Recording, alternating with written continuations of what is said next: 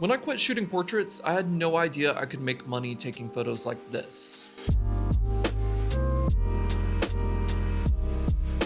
Until one day I got an email out of the blue from a marketing agency that said they handle all of the photography and social media for Visit North Carolina, North Carolina's tourism board.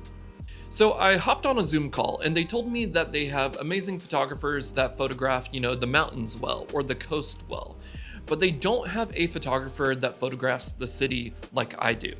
Not gonna lie, I was pretty flattered. I went into this Zoom call thinking it would be more like an interview, but if anything, it was more of a pitch to get me to say yes. So I did. Now, when I quit shooting portraits, that was because I didn't want to do weddings, couples, or families full time. I never thought there was a way that I could make money taking the photos that I actually enjoy taking.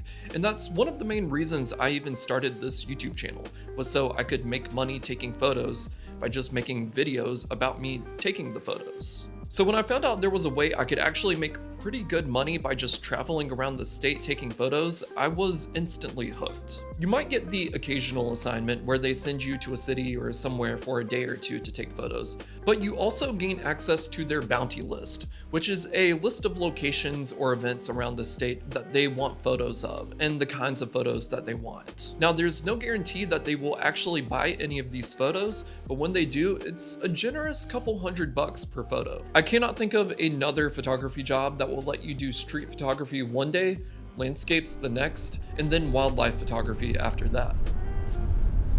Now, this is normally the kind of thing that I would not go out of my way for, since I am driving about an hour away just to take these photos to a place I've never been before, and I cannot even guarantee that I'm actually going to get any decent photos here.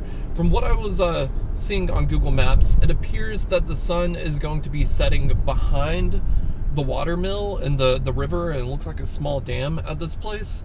So I'm hoping that going during sunset is the best time. My current ETA is 6:49, which means we'll have about an hour and a half of light before the sun sets, which I think should give us plenty of time. Although my concern is that this place is like right on the foothills of the mountains, so I'm worried that, with the sun setting, it might be behind the mountain and we might lose light a lot earlier than about 8:20, 8:30-ish. But we'll see. We have about an hour drive, so getting on the highway now. Let's get to it.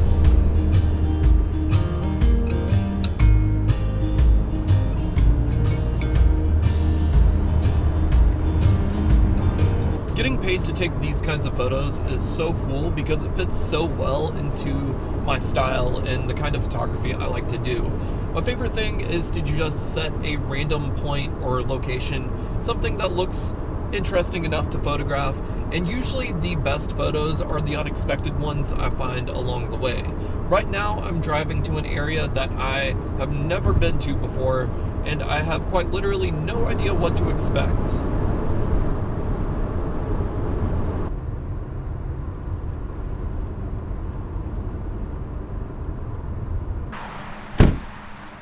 Now, this was not planned, this is a complete coincidence, but I actually photographed this spot a couple years ago in my video I did about the Alpha 1 Mark II, I believe. I came across this and I forgot to save it on Google Maps, and I was driving and I just saw it and I was like, I have to stop here again and take some photos. It was a very cloudy, overcast, rainy day that day, and I've always wanted to go back to this spot when there are green leaves on the trees and it's sunny, so very excited to get out and photograph this. Sony A7CR with the Viltrox 35mm 1.8.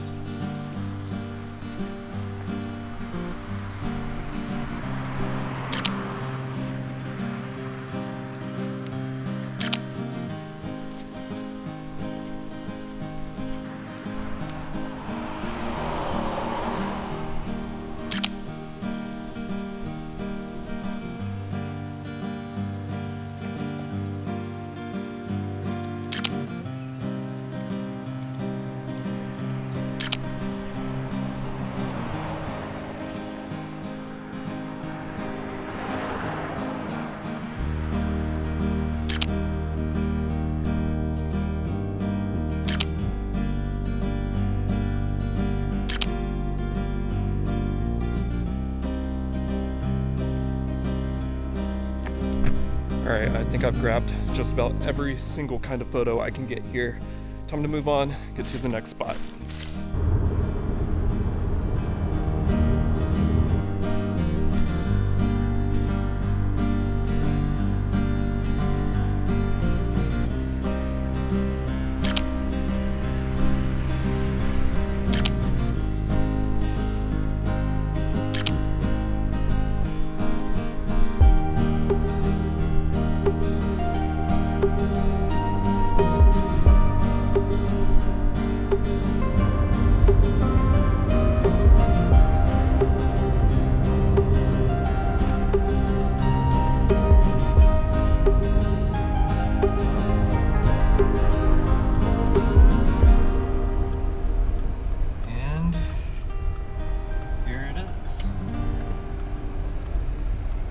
Alright, so here is the list of photos that they want us to focus on and try to get.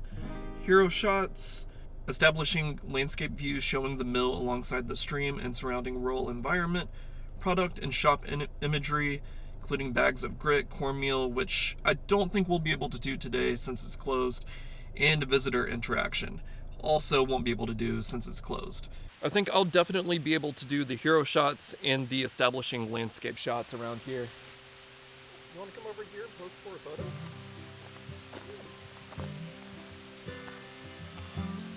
Now, I feel very lucky to be able to do this because it works so well in tandem with my YouTube channel. But with that said, on this day, once I got to that location, I focused less on filming the YouTube video and more time making sure I got all of the photos that I needed. The sun was a little bit lower in the sky than I would have liked, but I did expect this.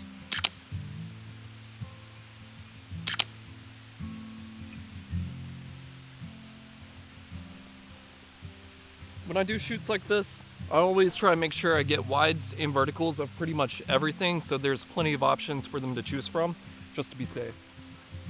Alright, we need to move fast because the sun is going to go down below that tree line very soon.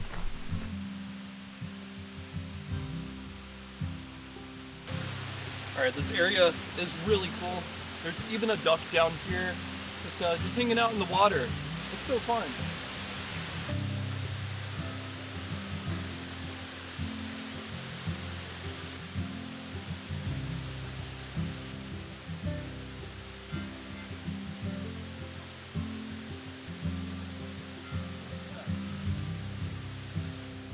So what exactly does the tourism board do with these photos? They go on a website for local news, press outlets, and publications to have access to them, and for the state's websites and social media.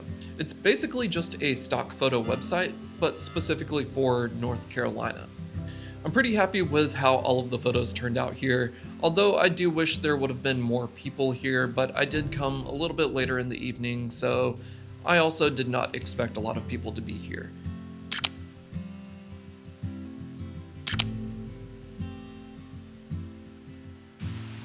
Alright, that was terrifying. Hey, kitty. Never doing that again, but while I was crossing the river, some people came out here to fish all the way on the other side, so I'm gonna go over there and see if I can ask them if I can take some photos of them fishing, and that might be good enough for the photos that a Visit NC might want, so let's go see.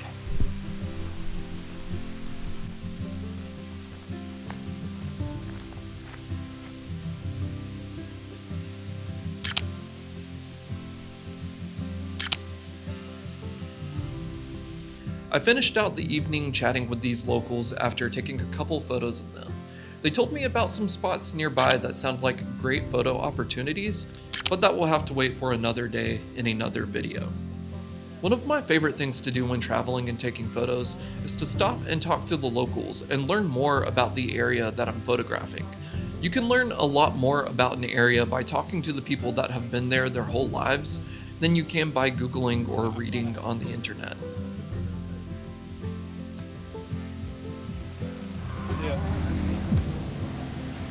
Well, my camera died at some point while I was talking to them. They were cool, they were telling me about the area.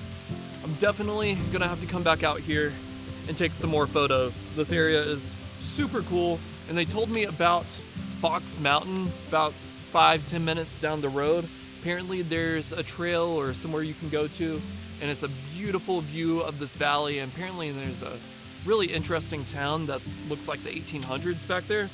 I don't know, but this is one of my favorite parts of these adventures. You come out here, you never know what's gonna happen, you never know what you're gonna find, you never know the kind of people you're gonna meet, and this is one of those times and those opportunities that I just love being a photographer. Definitely gonna have to come back out here very soon, and I will definitely be making a video about it. So thank you for watching this video, guys. If you enjoyed it, please like the video and subscribe to help support the channel.